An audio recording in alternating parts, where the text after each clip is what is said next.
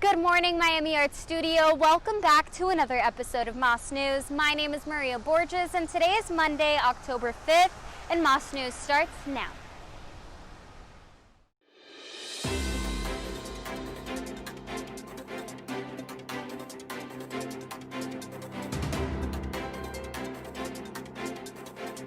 Reporting from Miami Art Studio, welcome to Moss News.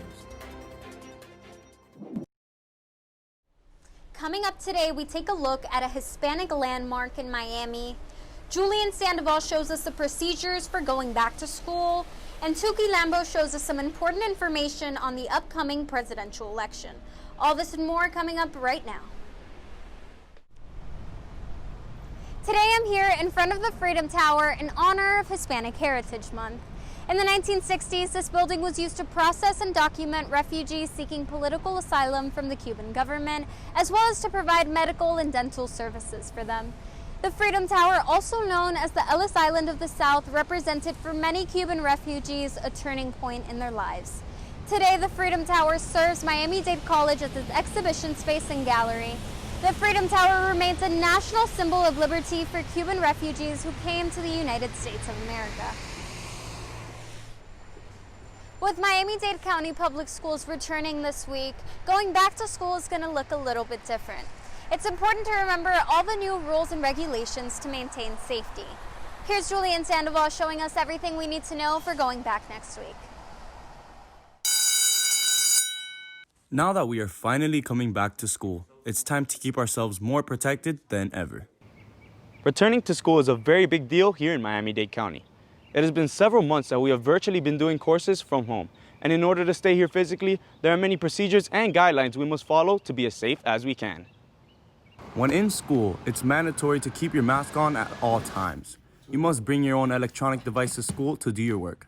In order for us to work at full potential, the school is providing dividers for each individual desk and is ensuring a safe amount of distance between every student. Well, first of all, I really recommend that they understand that they have to bring their devices, right? So because they have to bring their devices, they have to be charged. Some of the rooms, it's not easy to do the charging. And just relax. Have a really good attitude about everything. Although all around the school there are many hand sanitizer dispensaries being provided, it is always best to bring one portable one for yourself. It is also recommended to bring your own water bottles to school because the water fountains will be closed, but there will be a bottle refill station. Every grade will have their own designated location when getting to school. Some other precautions that must be taken is while walking through the halls, make sure you don't get too close to others. There will be signs on the floor which show you where to stop and which way to walk and more. Make sure you don't stop in the middle of the halls, and very importantly, you don't gather in groups. The teachers are going to say, hey guys, remember, we've got to do this. So we're going to be reminding you guys about what we need to do. Keeping your hands to yourself is mandatory. Making the least amount of contact as you possibly can is crucial. The staff and some students will be monitoring the halls and making sure everyone is following the proper social distancing guidelines in order to ensure a safer environment.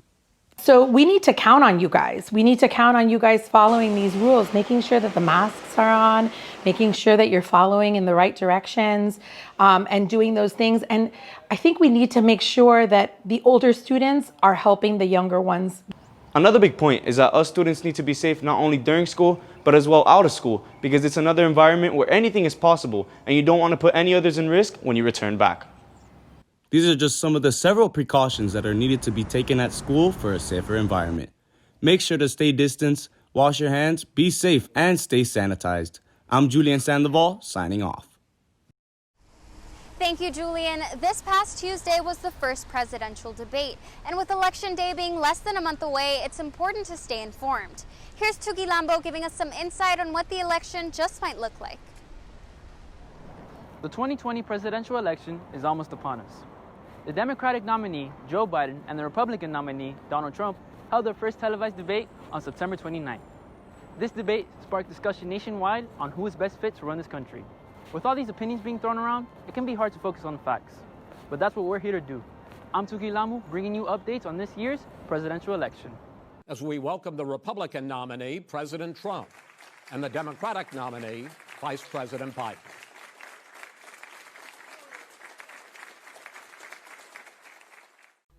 The first question of the night went to President Trump, Our first subject is the Supreme Court. And he was asked about the nomination of Amy Coney Barrett to the Supreme Court.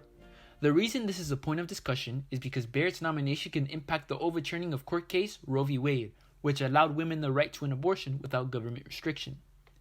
Democrats fear Barrett's nomination will result in the case being overturned, since Barrett has previously opposed the ruling. Trump answers by saying that Barrett would be as good as anybody that has served on that court. Biden responded by saying the results of the election should decide whether or not Barrett gets nominated. From there, tensions began escalating between Trump and Biden. Moderator Chris Wallace struggled to keep the two nominees from interrupting each other.